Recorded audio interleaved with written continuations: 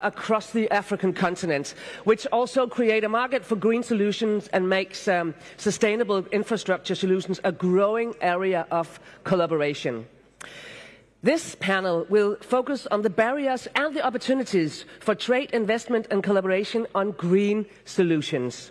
So, please welcome Her Excellency Thordis Kolbrún Reykfjord Gylfadóttir, Minister of Foreign Affairs of Iceland. Give her a big hand. And His Excellency Dr. Musalia Mudavadi, Prime Cabinet Secretary and Cabinet Secretary for Foreign Affairs of Kenya. Give him a hand as well. Mr. Lars Lose, partner of Copenhagen Infrastructure Partners. I think he needs a hand as well. And Janne Peljo, Chief Policy Advisor on Climate and Biodiversity at the Confederation of Finnish Industries. Welcome, Janne. Give him a hand.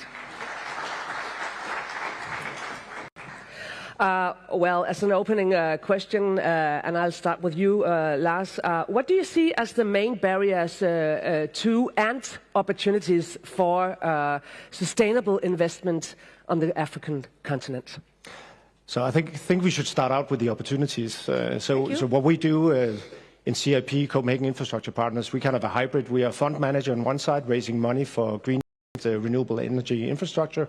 And then we're also developing projects. So we build them, construct them, run them before we sell them. And when we look at the world and look at the renewable resources out there, it's unquestionable that the best renewable resources in the world are located on the African continent. The combination of solar and power is unparalleled anywhere else in the world. It's comparable to the North Sea here in Europe. So the resources are really, really good. I say another opportunity that we see on the African continent is due to technological development. So renewable, especially solar and onshore wind, is by far the cheapest way of installing new power generation capacity these days. I'm sorry, Chris. So please continue to lean into renewables. Oil and gas, it is the cheapest way of doing this. And on the other hand, we can also produce power to X today, meaning that we can convert the electrons into molecules, producing ammonia for shipping fuel, for fertilizer production, for everything basically. And that creates a whole new area of possibility on the African continent. That's why we are there. We're starting to invest in the African continent. We are primarily located in South Africa right now, but also developing projects in Morocco and Namibia and other places in Africa that are very, very interesting from these perspectives. And then, of course, there are some barriers which explains why we haven't seen massive amounts of investments going into the African continent. Some of them we already touched upon. Regulatory, political predictability, long-term stability is super important when we do investments. So we invest other people's money, so they're not very risk-willing, so we need to be pretty sure that it works out for us. We need financial markets that are solid. We need to be able to mitigate currency risk. It's very technical financial structures that need to be in place. That's why we can work together with the public sector in, for example, Denmark. We have these discussions right now. Those are some of the barriers that we see. And then, of course, it's all about offtake. Can we actually sell the product that we're producing on the African continent? We have a lack of grids that we need to work on. But again, ammonia would mean that we can actually ship it. So there are possibilities, but there are also barriers to what we do. Thank you. Minister Gylfadóttir. Yes, thank you, and thank you for having me. I would say that both maybe as an opportunity and a challenge is political will. The political will has to be there on both sides or on every side. We need a clear focus, and we need both to be efficient with a clear focus, with a concrete outcome and efficient in decision making, but we also have to look long term. And as, maybe I shouldn't say Europeans, at least as Icelanders, we are still learning to have the patience to look long term. And of course we need both the political will and the will of the market. And there I agree with the importance of political stability, and we need strong and clear framework. So it's not only the fact that you have investments, it's very important that the framework is there right from the beginning. Otherwise, it could be, a challenge or bad for both one that comes into the country to invest, but also for the country. And it is extremely important, if we're looking long term and if it's supposed to be sustainable, that the framework is clear, so we are sure that, for example, the benefits will be truly in the country and not just, invest in and somehow takes the value creation back out. It has to stay in the country. It's supposed to be sustainable. And then, of course, other opportunities, obvious opportunities is, like has already been mentioned here before, the youth, and just the future is obviously in the African continent. So for us to work together is absolutely a win-win, but it has to be done correctly for us to be able to say that it's a win-win, because it could also go wrong. And if that would happen, we would see for quite a long time a backlash. So we have to be concrete, but we also have to... Thank you. Minister Mudavadi? Well, I think I can say that Africa is now a continent of opportunities. One of the things that we need to highlight is that Africa is talking more and more with a lot of coherence. We are putting a lot of emphasis within the context of the African Union, looking at institutions that will integrate us better.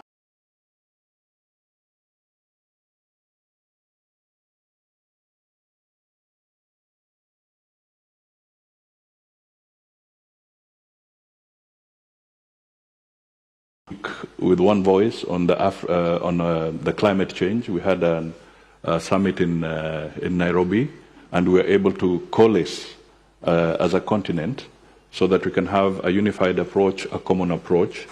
Recently, we have had a conversation on the replenishment of the IDA 21, which also dovetails into the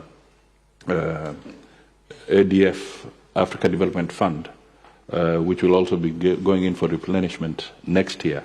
Now, I say that it's an opportunity because we are beginning to speak, to converge in our policies, in our approach. And many African countries are today conversing more on matters of integration, harmonizing financial policies, harmonizing economic policies.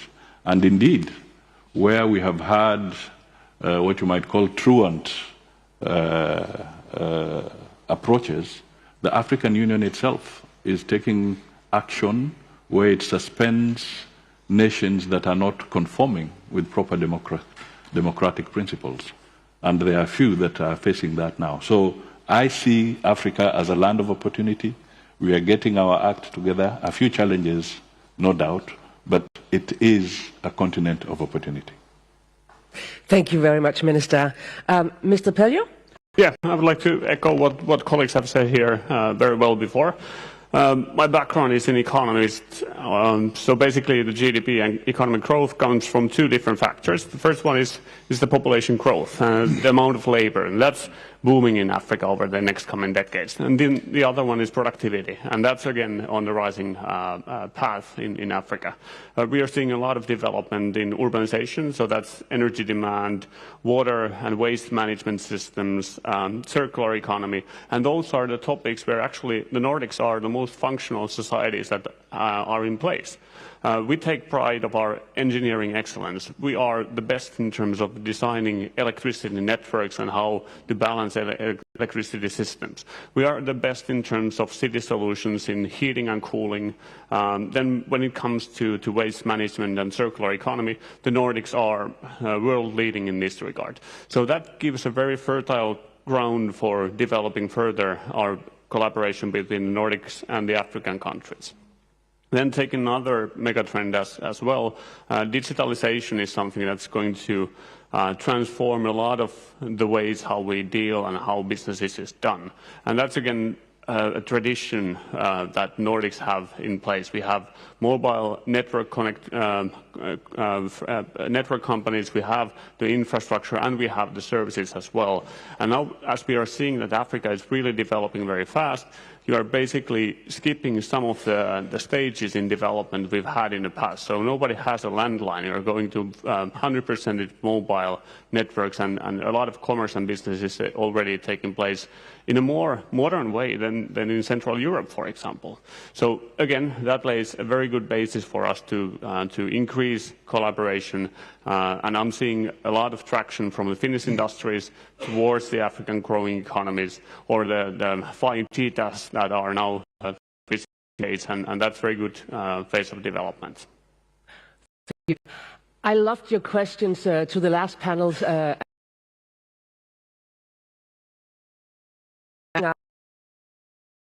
If you have any questions. Minister Mudavadi, earlier this year an extensive trade agreement between EU and Kenya was signed.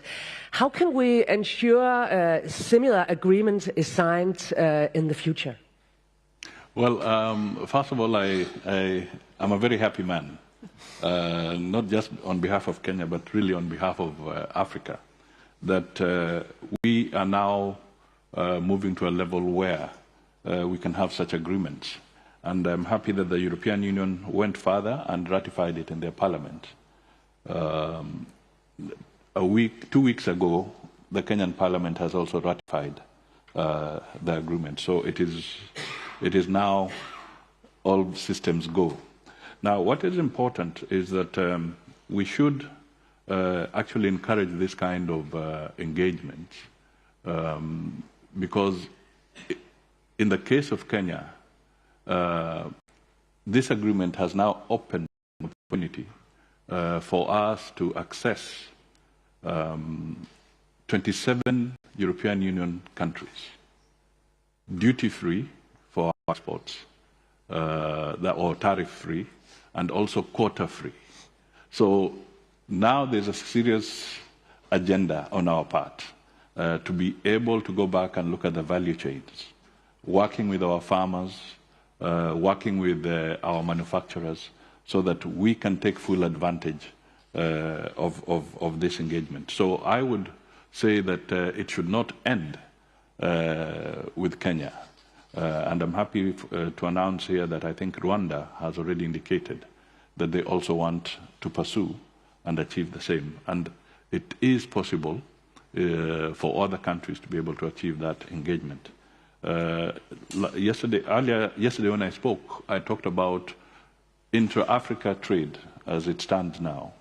Is about the volume is about 30% amongst ourselves within the country, and 70% of our trade is actually with the outside market, which is good.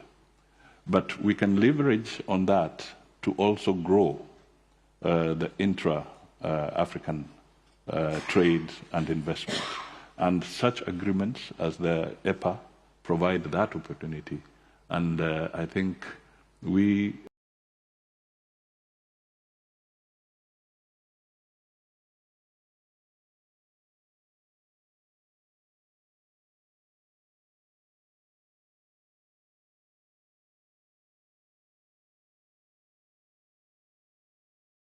implemented. Mr. Lohse? I mean, those kind of agreements used to work 25 years in the foreign ministry, so been working with this for most of my life, and that's really, really important. But I think also especially when we look at the green transition in Africa, we need to start building projects on the ground. We've had so many COP meetings with big multilateral commitments and just energy transition partnerships and national action plans and national investments plans, but the money doesn't really get to the ground, to the projects where they need to be. So just a call for action on the ground on the short term as well. We need to assist each other in starting building this industry, because it will not come with a big blow. I mean, investors will not storm into the country. We need, said by the previous panel, we need to show in practice that those projects are profitable projects, that they come with a great return for investors. And we need to show that in practice and in real life. Otherwise, this is not going to happen, no matter how many multilateral agreements we have. Well, Iceland is, as a non-EU member, to that, but I could mention that, of course, the EFTA countries also have some free trade agreements in Africa, but it would be very nice to have more of them. We already have with Tunisia and Morocco and Egypt, and but we would definitely. It would also be a win-win to have more of them. Iceland, Norway, Liechtenstein, and Switzerland. So it could add to the European family with a closer cooperation with Africa. But of course, Africa also needs capital. So without that, if you have the resources and you have the political will and you have the framework, but eventually you can't. You have to have the capital as well. Yeah, and let me get back to the capital in just a second. But Mr. Pellew, these agreements, how important are they in securing sustainable infrastructure and green transition on the African continent? Yeah, I would say they are very important, and they're important for two reasons. The first one is, of course, that they build security. As those agreements have been made, it really is a very influential and powerful message that these countries are taking seriously action on climate and investments. So improving the partnerships through these agreements is very important. And then, of course, the second factor is more of a marketing perspective. Once those agreements have been made, it actually allows us to highlight some specific countries that have those agreements in place. So making that as an attraction point for Nordic companies and broader, even more broadly, companies to tap into the potential that those countries have to offer. And then when you combine that with efficiently tailored foreign direct investment and FDA packages, that's a good combination to actually start really putting those agreements into action. Okay.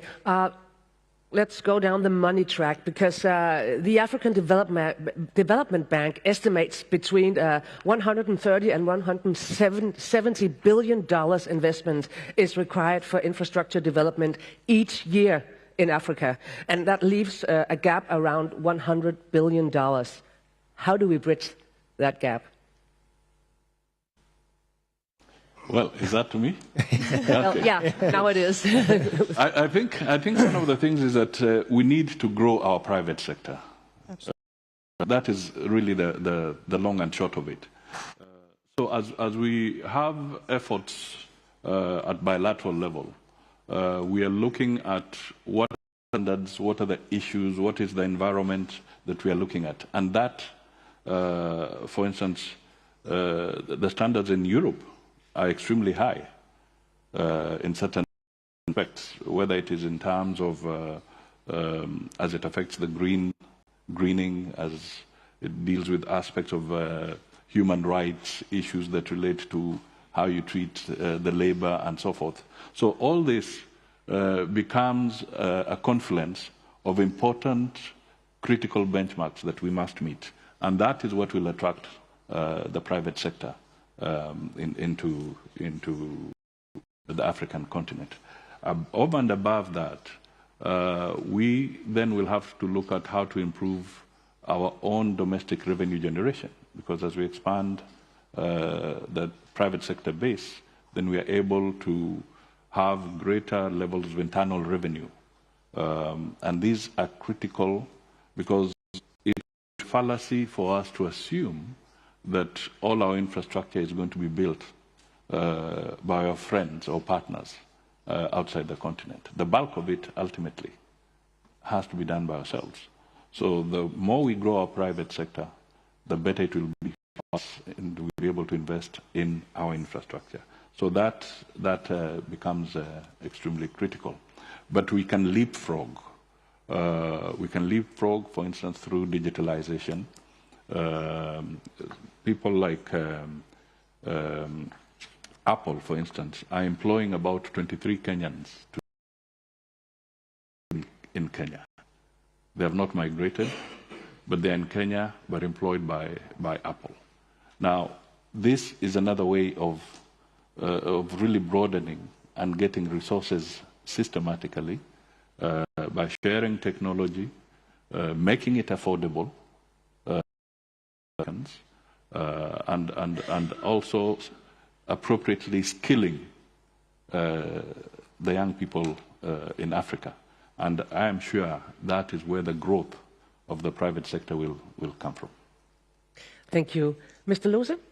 Just coming from the bottom up as an investor living in CIP. And I say for investors, it's only about two things. It's not necessarily about, of course, it's also about CO2 reductions and everything else. But you said it before, the business case has to stack up. It's about risks and it's about returns. That's the only thing that matters. So we raise money from institutional investors, and they are conservative.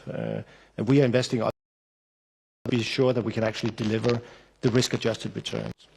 And this is the thing we need to work with. We need to develop the bankable project. And that we can demonstrate, showing that this is where money will actually. And there's a lot we can do to make those projects much more bankable. It's about securing offtake. If African countries investing in their grid infrastructure, cooperation between countries in Africa. One of the reasons why we invested in South Africa is because you can plug into the Southern African power pool, creates completely new possibilities and good prices for the product, those kind of things. And then with authorities in the Nordic countries, for example, that want to help with this, if we could together develop a financial product that could de-risk private investors. For example, taking first loss, if public money were willing to do that, were willing to invest in the development phase of projects. This is where it's super risky and where things don't go according to plan. Those kind of products, if we can develop that, we would be able to unlock much more private capital than we do. And the interest is there. We are currently raising a 3 billion euro fund for investments in growth markets like the African ones. We expect to do that purely on commercial terms, but if you want to go beyond that and getting close to a number like the ones you're mentioning there, we need new financial structures that can unlock this capital, and it's all about risks and returns. Thank you. Yeah. Mr. Gulfadottir? Thank you. Just 2 points. I mean, of course, for the green transition to truly take off and other infrastructure projects in Africa, the private sector must play a central role. But we also have to have a very strong cooperation with multilateral partners, such as World Bank and Nordic Development Fund. And for example, the Nordic Development Fund has been very active in development of blended finance instruments aimed at attracting private sector financing to African countries. So it is always a cooperation Nordic countries and Africa, and it's also a cooperation between the private sectors and the multilateral systems, where we also need to be more efficient, and that's the path that the World Bank, for example, is definitely on.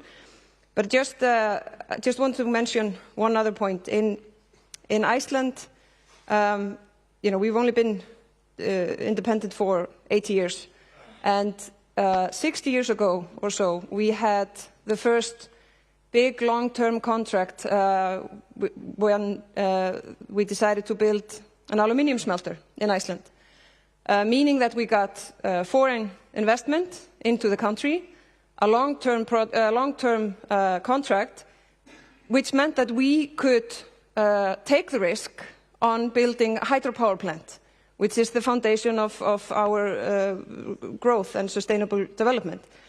So because of that long-term contract, we could also build the grid around the country. So the state did that, but we could, because we had a long-term contract with foreign investment, so we could do a long-term plan. So it was also a cooperation, which is, I think, and I believe, always the key for both Europe and Africa. New markets always attract Wild West, gold-digging, kind of quick profit investors. How do we make sure that investment in infrastructure is actually truly sustainable? The foundation is clear. That's why I emphasize the strong and clear framework. That's like if countries want to do their homework, I would say start there. So the rules are obvious from the beginning, and that means that the wild cowboys that are not there for good, they will look in a different direction, I believe. Thank you. Mr. Pellew, same question. Yeah, and that's of course always the issue. When you have a very attractive market that's developing fast, you have these cowboy players as well. And that's of course where the collaboration between the governments, both kind of inbound and outbound, and then companies themselves is really important. And that's where I think the Nordics again are outshining. Our kind of relationships between the governments and companies are pretty straightforward. Our business practices are very sustainable, and Nordic countries are consistently ranked amongst the most sustainable companies in the globe. So that's where I see that, again, there's a huge potential for collaboration between the Nordic and the African countries because of our ability to bring on board a good collaboration with governments and then engage in very sustainable and long-term business relationships. And as Thori said, it's about the longevity of these investments. We're talking about infrastructure that's with a lifetime of 40+ years. So hence, kind of creating stable conditions and de-risking those investments is of crucial importance. Mm-hmm. Well, as I asked the last panel, because we have today a focus on the actual action, leaving this meeting today, what will you do differently? Mr. Lohse, we'll start with you. We'll just keep our nose to the grindstone, keep developing projects on the ground, and invest in those projects. We'll continue our work. We have excellent cooperation with, for example, the Danish Ministry of Foreign Affairs on helping us understanding and navigate the market out there. We will continue our cooperation also with the Ministry of Foreign Affairs, but also the World Bank and some of the other global institutions on how to create this financial product that can help us raise more money from private investors. That's going to be crucial if we want to get to the numbers there. Because it's also about bigger things than just returns and risks, so, although that's what we do for a living. When we do the calculations, when we do $1 of investments in South Africa, for example, we create 3 times as many CO2 reductions as we do from $1 in Denmark, for example. And trust me, it's much more easy to do business in South Africa than it is in Denmark, but different matter. So we'll just continue doing this, doing it bottom up. I think that's the most important thing, so we can actually demonstrate on the ground that this can be done with healthy returns for investors. Minister Gylfadottir?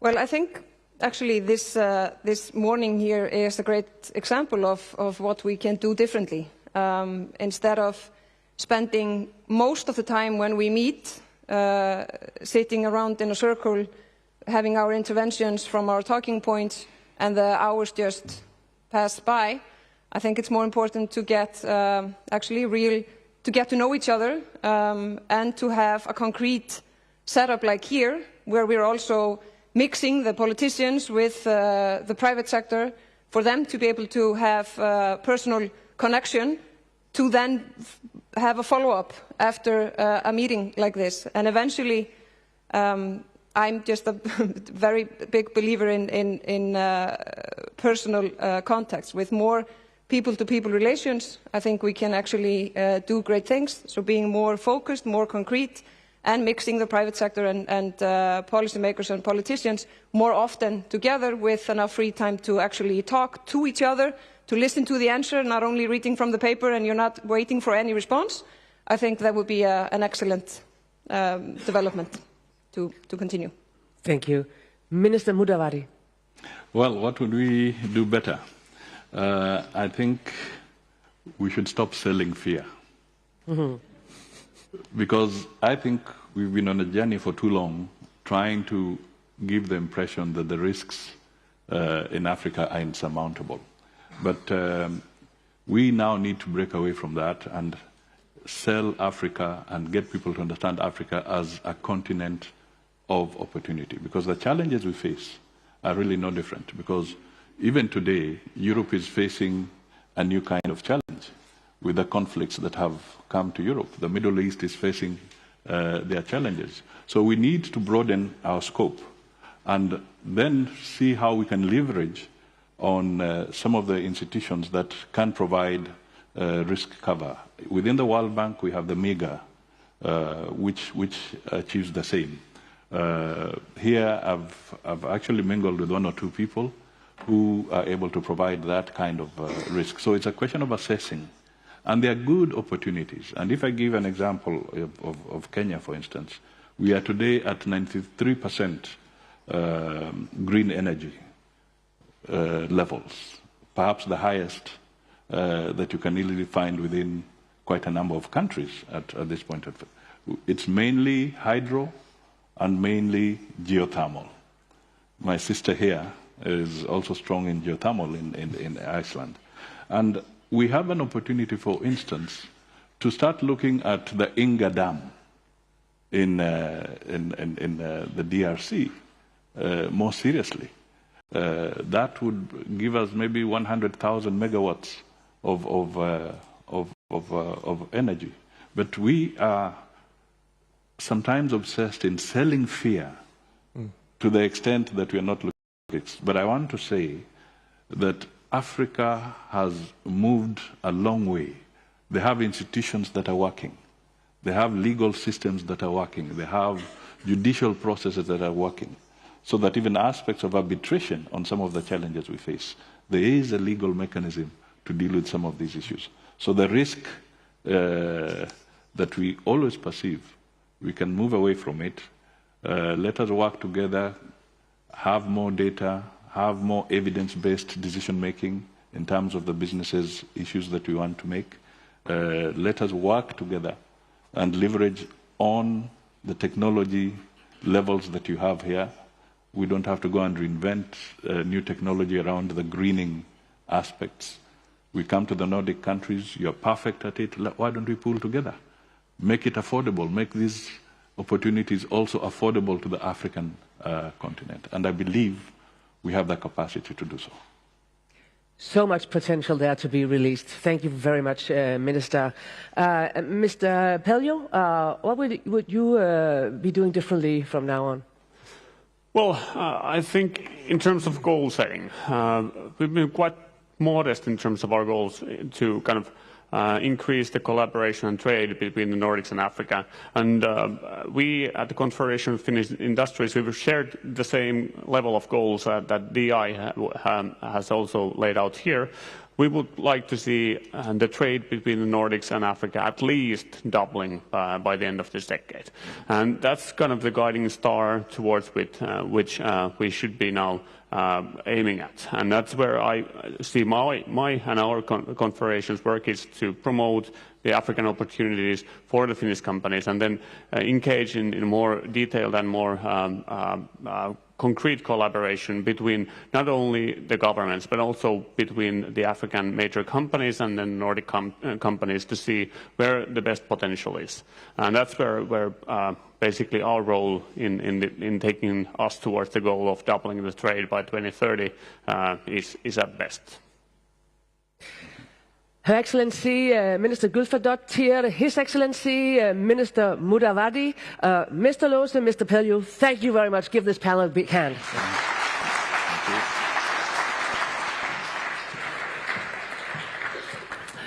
And let's move on to our last session for today. Part of our discussions here today is the vital issue of food value chains. As we confront the challenges posed by climate change, population growth and food insecurity, it's crucial that we work together to build robust and inclusive food systems that ensure the availability of nutritious and affordable food for everyone. This next panel will focus on the solution and the collaboration needed to ensure food security and minimizing the loss across value chains. So, let me welcome on stage His Excellency Espen Barth Eide, Minister of Foreign Affairs of Norway. Give him a hand. Mr. Rasmus Abildgaard, Vice President of Danfoss. Mr. Robin Pedersen, Head of International Trade Development Business in Sweden. And Her Excellency Nancy Tembo, Minister of Foreign Affairs of Malawi. Welcome on stage, Minister Tembo. Well, my opening question, and I will start with you. What do you see as the main barriers to ensure sustainable food value chains, and how do we address them? This is an incredibly important issue for the world and for Africa. And again, as has been said in other panels, there is enormous potential to do more, to produce much more of the food that is eaten in Africa. It's a question of food security. but in many ways it's also a question of food sovereignty, of food autonomy. But that requires a sustained effort to strengthen all the elements of the value chain, the farmer, typically the small farmer, but also small SMBs and larger industries, where Norway has taken a clear stance in its development support, but also increasing its commercial contact to help both the production side, but also the farmer to market issue. And I think this requires an ability to do more microfinance, more strategic thinking of how you increase resilience, how you also make food in, taking into account the climate challenges that we're seeing now, where we will have more heat and less water, and in some places too much water through floods, but typically less. So we need to deal with crops, we need to work with soil health. And I would like to highlight that in only a few days there's an AU meeting on fertilizer and soil health. I think that's incredibly important, because the soil health in Africa is significantly challenged by loss of organic matter, of erosion, of acidification, biodiversity loss and desertification. And these are issues that reminds us that we have to do more, but also better and smarter. And we want to be a partner in all that. Thank you very much, Minister Eide. Mr. Abildgaard, what do you see as the main barriers to ensuring sustainable food value chains? Well, I represent Danfoss. We are a multinational company headquartered in Denmark, focusing, among other things, on sustainable cooling solutions. And if you look at the food system, the global food system today, the amount of food loss and waste is simply staggering. 15% of the food we produce is lost before it even reaches the table, and then we have another, I think more than 15% that is simply wasted. And if we could deal with that problem, we would actually be able to feed another 1 billion people with the same resources, the same environmental impact as we see today. The losses are mainly caused by poor storage and handling. So that comes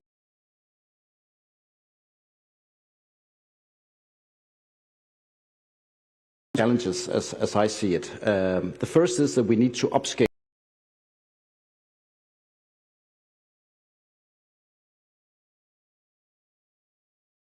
The second challenge, we need to do it in a way that is sustainable, because as we upscale refrigeration, it will require a lot of energy if we don't do it right.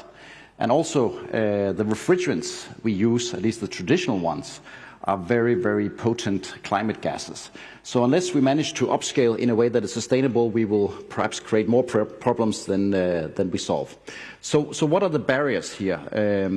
There are really two things, I think, to create a more sustainable value chain for a more sustainable cold chain. The first is to apply a much more holistic perspective. We need more system thinking, because you have to implement these solutions in a very, very complex ecosystem. It's not the technology, it's not the solutions, they are there, but it's the whole system that needs to be addressed.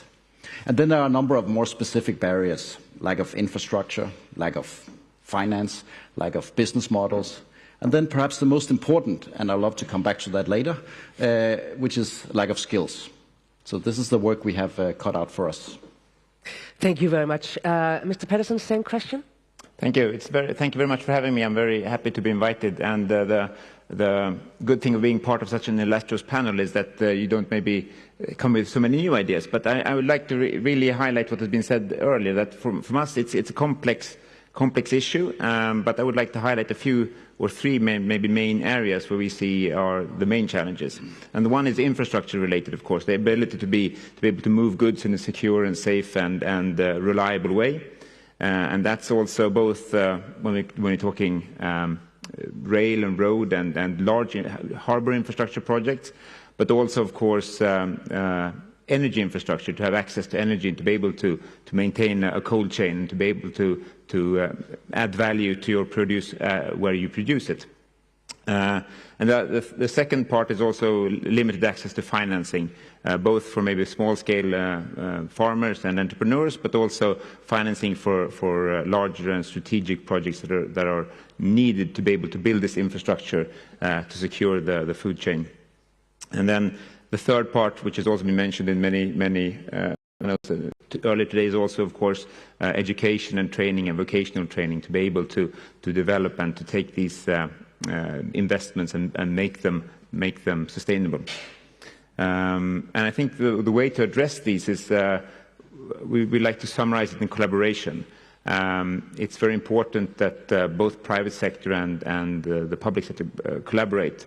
And in Sweden, the Swedish government has just released a new reform agenda for aid and trade, looking to bring in the private sector and the public sector and to involve Swedish companies a lot more in the development assistance work, to be able to combine that knowledge that we have in the private sector to be able to contribute in these areas. And I will stop there. Thank you very much. Minister Tembo, what are the barriers and how do we overcome them? Yeah, thank you, and happy to be here. For us, I think number one for Africa is the issue of the negative impact of climate change. I think you've heard recently of a lot of rain in the eastern and southern part of Africa and washing away crops. The extreme end, you have drought in the SADC region. And so this is having an impact on our food value systems, but also on the ability for countries to produce food. Talking about my country, Malawi, we've had cyclones the last 5 years. So every year you have a situation where farmers grow crops, and then there is a cyclone, and then it's all washed away.